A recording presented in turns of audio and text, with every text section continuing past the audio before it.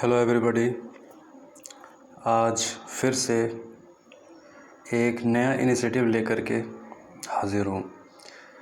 तो इस इनिशिएटिव में हम क्या करेंगे कि जितने भी फेमस पर्सनालिटी है इतिहास के, वो सारे फेमस पर्सनालिटीज़ को हम रिव्यू करेंगे। और ये रिव्यू करेंगे कुछ इस तरह से कि उनका बायोग्राफ़ी देखेंगे, और बायोग्राफ़ी देखने के बाद हम उनसे संबंधित जो इतिहास जो उनसे जो रिलेटेड है, तो वो इतिहास की भी हम चर्चा करेंगे। तो हमारी ये इनिशिएटिव सबसे जांबाज और सबसे बहादुर जो इतिहास के पन्नों पर जिनका नाम काफ़ी सुनहरे अक्षरों में दर्ज है, भले ही आज उन्हें भुला दिया गया है, लेकिन यही केवल एक साम्राज्य था, एक केवल कह ले कि रूलर था, जिन्होंने अंग्रेज़ों के दाँत खट्टे कर दिए और अंग्रेज़ों को वो मज़ा चखाया कि जो किसी और ने नहीं कर पाया। तो हम बात कर रहे हैं किसकी? हम बात कर रहे हैं हैदर अली और उनके बेटे टीपू सुल्तान की। तो हैदर अली और टीपू सुल्तान एक आधुनिक सोच के व्यक्ति थे, ठीक है। तो जितना जल्दी उन्होंने इस स्थिति को समझा, भापा, अंग्रेज़ों के चीज़ों को समझ गया कि अंग्रेज़ क्या करना चाहते हैं यहाँ पर, और उनकी मकसद सबसे पहले अगर किसी ने समझा तो हैदर अली ने, और फिर उनके बेटों को अपने बेटे को विरासत में उन्होंने दिया और अंग्रेज़ों के मकसद को बताया कि बेटा अंग्रेज़ यहाँ पर क्या करना चाहते हैं। तो देखिए, बहुत बड़ा और काफ़ी इम्पोर्टेंट ये रहेगा। अगर ये बायोग्राफ़ी अगर रिव्यू करेंगे तो बायोग्राफ़ी जिस फेमस पर्सनालिटी की हम करेंगे तो उससे रिलेटेड जो भी इतिहास है वो इतिहास भी हम पढ़ेंगे। तो काफ़ी इम्पोर्टेंट रहेगा ये वीडियो, ठीक है, सारे लोगों के लिए, ख़ास तौर से यूपीएससी, पीसीएस और की तैयारी करने वाले कैंडिडेट के लिए ही ये वीडियो है। बाकी और भी इतिहास के जो रुचिकार है, जो इंटरेस्ट लेते हैं, सही इतिहास जानना चाहते हैं, तो वो भी इस वीडियो को देख सकते हैं पूरा एंड तक। तो चलिए स्टार्ट करते हैं। तो सबसे पहले हम हैदर अली के बारे में बात करेंगे। देखिए, ये जो हमारा टॉपिक होगा, इसमें सिर्फ़ और सिर्फ हम हैदर अली और टीपू सुल्तान से संबंधित ही चीज़ें डिस्कशन करेंगे। जो हैदर अली और टीपू सुल्तान से रिलेटेड जो चीज़ें नहीं होगी वो हम नहीं करेंगे, क्योंकि हम बायोग्राफ़ी रिव्यू कर रहे हैं। तो इस बायोग्राफ़ी में अगर हम इतिहास के दूसरे दिशा की तरफ अगर भटक जाएंगे तो फिर बायोग्राफ़ी हमारी जो पर्सनालिटी की हम करना चाहते हैं वो नहीं कर पाएंगे, तो चीज़ें बिगड़ जाएगी, ठीक है। तो हम वहीं तक रिलेटेड रहेंगे जहाँ तक वहीं तक जाएंगे जहाँ तक चीज़ें जो है हैदर अली और टीपू सुल्तान से रिलेटेड होगा। तो चलिए, हैदर अली से हम स्टार्ट कर चुके हैं। तो सबसे पहले हम देखेंगे कि हैदर अली की जीवनी कहाँ से शुरू होती है और फिर कहाँ पर ख़त्म होती है। तो देखिए, जीवनी शुरू होती है तब से जब हम बात करेंगे कि एक तालीकोटा के प्रसिद्ध ऐतिहासिक युद्ध विजयनगर एक ऐसी डायनेस्टी थी जो काफ़ी उस वक्त में काफ़ी विख्यात और काफ़ी मॉडर्न हुआ करती थी। तो इसके अवशेषों पर, यानी कि इनके रिमेन्स के ऊपर कई सारे और भी डायनेस्टी बाद में आई विजयनगर साम्राज्य के पतन होने के बाद। और मैं आपको बता दूं, विजयनगर साम्राज्य से रिलेटेड आप क्वेश्चन भी यूपीएससी मेंस में आप देखेंगे विजयनगर के पतन के बारे में, और वहाँ के शासक के वहाँ की क्या मतलब कंडीशन थी, उसके विषय में कुछ इस तरह का सवाल यूपीएससी ने पहले भी पूछ चुका है। तो देखिए, तो इनके अवशेषों पर इनके अवशेषों पर कई सारी डायनेस्टी फला फूला, कई सारी विजयनगर की अगर हम बात करें। तो इसी तरीके से हम देख सकते हैं कि ये जो इलाका है, ये कहाँ पर है?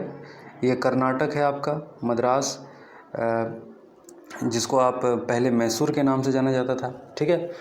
तो इस पर वेडियार वंश का शासन स्थापित हुआ, यानी कि विजयनगर शासन ख़त्म होने के बाद इस पर जो रूल होना शुरू हुआ, इस पर वेडियार डायनेस्टी की जो है शुरुआत हो गई, वेडियार डायनेस्टी की शुरुआत हो गई। तो इस वंश का जो अंतिम शासक था चिक्का कृष्णराज, यार हल्ला कर रहा है। तो इस वंश का अंतिम शासक जो था चिक्का कृष्णराज वाडियर द्वितीय था, ठीक है। चिक्का कृष्णराज वाड़िया द्वितीय था, जिसका शासनकाल 1734 ईस्वी से 1766 ईस्वी था। ठीक है, यानी कि देखिए हम ये इसलिए चर्चा कर रहे हैं क्योंकि ये हैदर अली से कैसे उनके पास मैसूर का रूल आया, इससे ये रिलेटेड है। तो इसके शासनकाल में वास्तविक सत्ता जैसे दो मंत्री भाइयों देवराज और नंजराज के हाथों में ये केंद्रित था। यानी कि ये तो था कृष्णराज वाडियार, लेकिन वास्तविक रूप से सत्ता किसके हाथ में था? देवराज और नंजराज के हाथ में ही केंद्रित था। तो नंदराज ने 1749 में हैदर अली को क्या किया? एक सैनिक जीवन की शुरुआत करने का अवसर प्रदान किया, क्योंकि ये काफ़ी बहादुर थे और बहादुरी की वजह से जो है उस वक्त के जो विजयनगर के जो राजा थे, शासक, जो हम बात कर रहे हैं देवराज और नंदराज, इन शासकों की नज़र हैदर अली के ऊपर पड़ा और इनकी काबिलियत देखकर इनको कमांडर बना दिया। तो हैदर अली को कमांडर बना दिया कहाँ का? इनको कमांडर बना दिया 1755 में। यहाँ पर हैदर अली को डिंडीगुल के कमांडर नियुक्त कर दिया गया। ठीक है, तो इनको फौजदार वहाँ का नियुक्त कर दिया गया कि वहाँ की जितने भी प्रशासनिक एक्टिविटीज़ है, सैन्य मामले जितना भी है, इनको देखना है। ठीक है, तो ये काम इन्होंने वहाँ पर शुरू कर दिया। तो चूँकि इस बीच मैसूर की राजधानी श्रीरंगपट्टनम में राजनीतिक अनिश्चितता की स्थिति बनी थी, यानी कि अब जो हम बात करें नंजराज और यहाँ पर देवराज, इन दोनों के बीच में तो शासन तो इन्हीं के हाथ में था, लेकिन इन श्रीरंगपट्टनम में कुछ ऐसी स्थिति बनी हुई थी कि शासन के लिए हमेशा जो है अनिश्चितता हमेशा जो है कायम हो जाती थी। एक व्यक्ति के जाने के बाद दूसरा व्यक्ति कौन रूल करेगा, तो हमेशा से ये जो है अनिश्चितता यहाँ पर हमारे ख़ास तौर से हमारे कंटिनेंट में, सब कंटिनेंट में ये हमेशा से जो है शुरू हुआ, जिसका फ़ायदा यानी कि दो बंदर झगड़ा कर रहे हो, यानी कि तीसरा जो है बंदर जो है फ़ायदा उठा ले जाता था। तो यह हालत जो हमेशा होती थी। तो श्रीरंगपट्टनम में जो राजनीतिक अनिश्चितता बनी 1758 में, तो हैदर अली ने डिंडीगुल से श्रीरंगपट्टनम आकर हस्तक्षेप किया। अब देखिए बात, यानी कि इनको कमांडर बनाया गया था डिंडीगुल का, ठीक है, हैदर अली को 1758 में। तो ये क्या हुआ, वापस आ गया 1758 में, 1755 में बनाया था। 1755 से 3 ही साल के बीच में जो है श्रीरंगपट्टनम में इस तरीके से जो है कह ले कि पॉलिटिकल क्राइसिस चल रहा था। तो हालात इतना ख़राब हो गया कि हैदर अली जैसे चालाक इंसान को मौका मिला अपना पैर पसारने का। तो 1758 में हैदर अली जो है डिंडीगुल से श्रीरंगपट्टनम आकर हस्तक्षेप किया और फिर उसके बाद क्या हुआ, नंजराज और देवराज को राजनीति से संन्यास लेने को बात कर दिया। देख सकते हो, जो नंजराज और देवराज हैदर अली को डिंडीगुल का प्रशासनिक व्यवस्था संभालने के लिए दिया, लेकिन क्या हुआ, जब हैदर अली को पता चला कि ये सब बस खाली जो है फुस है, इसके अंदर उतनी काबिलियत नहीं है, तो हैदर अली ने इनको विवश कर दिया, नंजराज और देवराज से सत्ता को जो है अपने अंदर लेने को बाध्य कर दिया। तो 1761 ईस्वी तक, यहाँ देखो 1761 ईस्वी तक मैसूर राज्य की सारी शक्तियाँ हैदर अली के हाथ में आ गई और 18वीं शताब्दी के उत्तरार्ध के दौरान हैदर अली और टीपू सुल्तान के नेतृत्व में मैसूर राज्य का उल्लेखनीय शक्ति का रूप में उदित हुआ। तो अब जाहिर सी बात है, एक डायनेस्टी ख़त्म हो गई, अब फिर हैदर अली के हाथ में जो है चीज़ें आ गई, सारा पावर हैदर अली के हाथ में आ गया। अब देख सकते हो, एक फ़ौजी कमांडर से हैदर अली क्या बन गया, एक शासक बन गया। और कैसे बना, हैदर अली कोई पढ़ा लिखा व्यक्ति नहीं था, कोई ज़्यादा ज्ञानी नहीं था, लेकिन हैदर अली के पास जो काबिलियत थी वो बड़े बड़े पढ़े लिखे लोगों के पास नहीं थी। हैदर अली के पास जो कूटनीतिक शक्ति थी वो किसी और के पास, बहुत कम शासकों के पास होती है। ठीक है, तो ये चीज़ याद रखेगा कि शक्ति के रूप में ये उदित हो गया। और फिर उसके बाद अब हम बात करेंगे 4 लड़ाई की। अब यहाँ से शुरू होता है हैदर अली के जीवन से और टीपू सुल्तान के जीवन से 4 लड़ाइयाँ जुड़ी हुई है, और ये 4 लड़ाई जो है मैसूर वार के नाम से जाना जाता है, आंग्ल मैसूर युद्ध वार के नाम से जाना जाता है। तो 4 वार हुई है। तो ये 4 वार कहाँ से कहाँ तक हुई है, तकरीबन पहला 1767 से लेकर के 69 तक हुई है, द्वितीय हुआ है 1789 से लेकर के 1784 तक, और तृतीय मैसूर युद्ध हुआ है 1790 से लेकर के 1792 तक, और चतुर्थ मैसूर युद्ध हुआ है, मतलब चौथा 1799। ठीक है, पहला 1767 से 69, दूसरा 1789 से 84 तक, सॉरी 89 मैंने कह दिया, 79 से 84 तक, और तीसरा है 1790 से 92 तक और चौथा है 1799 तक। तो यहाँ तक आते आते मैसूर को अपने कब्जे में, श्रीरंगपट्टनम को अपने कब्जे में जो है इन्होंने ले लिया। तो अब हम देखेंगे पहला मैसूर युद्ध। ठीक है, तो क्या हुआ, बंगाल का युद्ध जीतने के बाद बंगाल में किस तरीके से फर्स्ट ऑफ ऑल अंग्रेज़ों ने जो अपनी शक्ति का विस्तार करना शुरू किया, कहाँ से शुरू किया, बंगाल से शुरू किया। तो बंगाल में क्या स्थिति थी, बंगाल में हम देख सकते हैं कि जब मुर्शिद कुली खां बंगाल राज्य का गठन किया तो फिर उसके बाद जो है नवाब उन किसके पास शासन आया, सिराजुद्दौला के पास, उसके दामाद के पास।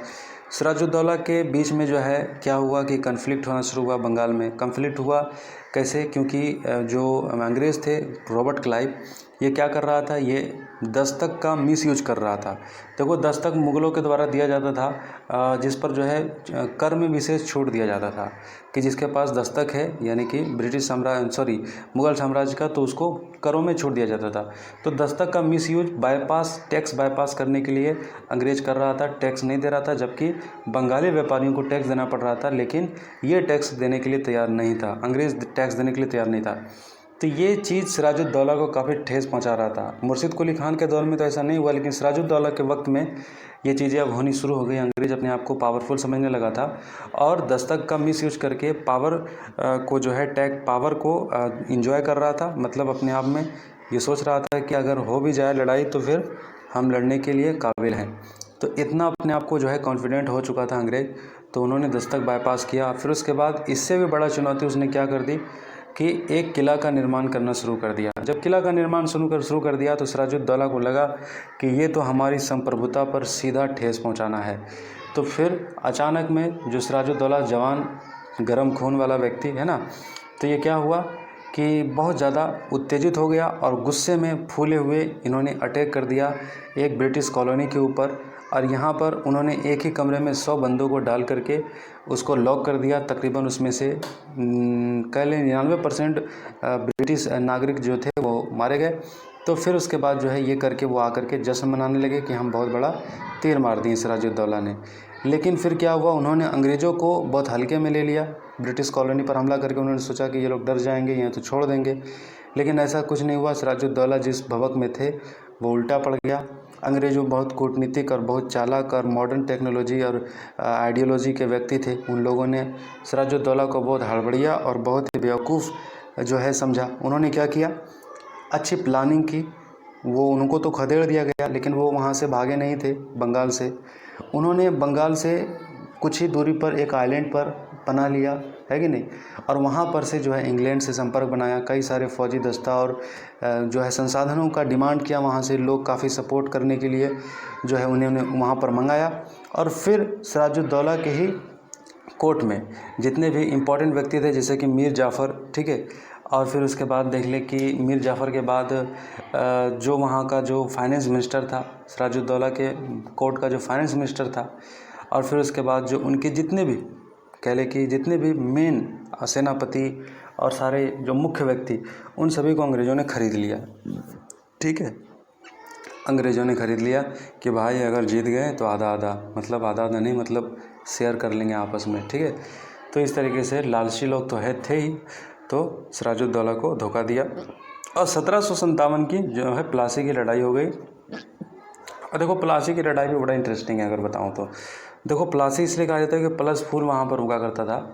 वहाँ पर हावड़ा के पास अगर आप देखोगे तो प्लस फूल हुआ करता था, फ्लावर। तो उसी मैदान, बहुत बड़ा मैदान था पहले, तो वहाँ पर ही ये लड़ाई हुई थी प्लासी। ठीक है, तो ये नाम पड़ गया, प्लस फूल की वजह से प्लासी पड़ गया। तो प्लासी की लड़ाई 1757 में क्या हुआ कि बुरी तरीके से सिराजुद्दौला की पिटाई हो गई और वो मीर जाफ़र के बेटे के द्वारा जो है उसकी हत्या हो गई। और फिर वहाँ पर से जो है अंग्रेज़ों का जो है डायनेस्टी शुरू हो गया।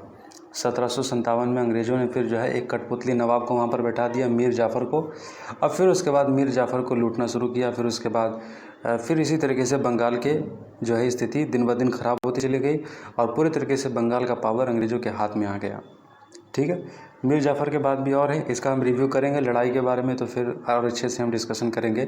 अभी बस थोड़ा सा मैंने थोड़ा रिव्यू कर दिया बंगाल के बारे में। तो बंगाल की ये इतिहास थी तो हमने देखा कि 1757 और फिर एक लड़ाई और हो गई जब बंगाल का नवाब शुजाउद्दीन था। जब शुजाउद्दीन को जब लगा कि ये अपना प्रशासनिक व्यवस्था ठीक करे, अपना कुछ फाइनेंशियल कंडीशन ठीक करे, और इस वजह से जो है कठपुतली नवाब के तौर पर ये काम करना नहीं चाह रहा था अंग्रेज़ों का, तो ये भाग करके फिर कहाँ चला गया, अवध के नवाब के पास चला गया। अवध के नवाब से सपोर्ट मांगा ब्रिटिश को हराने के लिए, और फिर बहादुर शाह जफ़र से भी जो है सपोर्ट मांगा। तो ये फिर लड़ाई हो गई, 1764 की लड़ाई हो गई।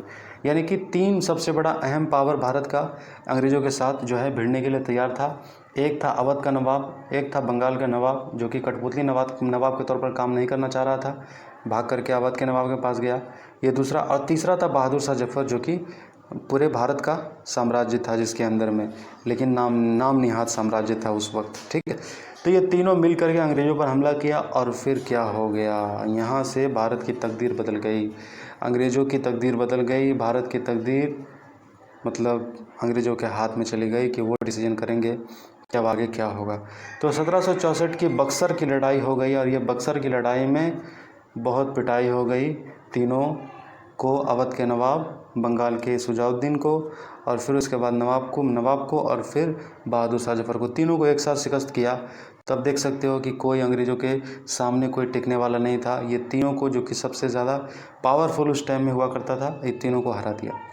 ठीक है, तो अंग्रेज़ों काफ़ी मतलब इसका सीना चौड़ा हो गया था। फिर उसके बाद 1764 की लड़ाई के बाद अगर किसी ने चुनौती दी, 64 के बाद भी चुनौती अगर दी, अगर मैं कह सकता हूँ, वो था मैसूर का शेर टीपू सुल्तान और हैदर अली। ठीक है, तो ये मैसूर का लायन ने इनको बहुत बड़ी चुनौती दी, और इनको पता था कि जब तक कर्नाटक का हैदर अली या टीपू सुल्तान है तो हम इंडिया पर रूल नहीं कर सकते। समझ रहे बात, इतनी बड़ी दीवार बन के खड़ा हो गया, सामने खड़ा हो गया, जो तीनों यानी कि इतना बड़ा राजा को हरा करके बैठा हुआ था, मतलब राजा नहीं कहो, इतना बड़ा टेरिटरी जिसके हाथ में था, बहादुर शाह जफ़र, अवध का नवाब, बंगाल का नवाब, ये सब को एक साथ हराया।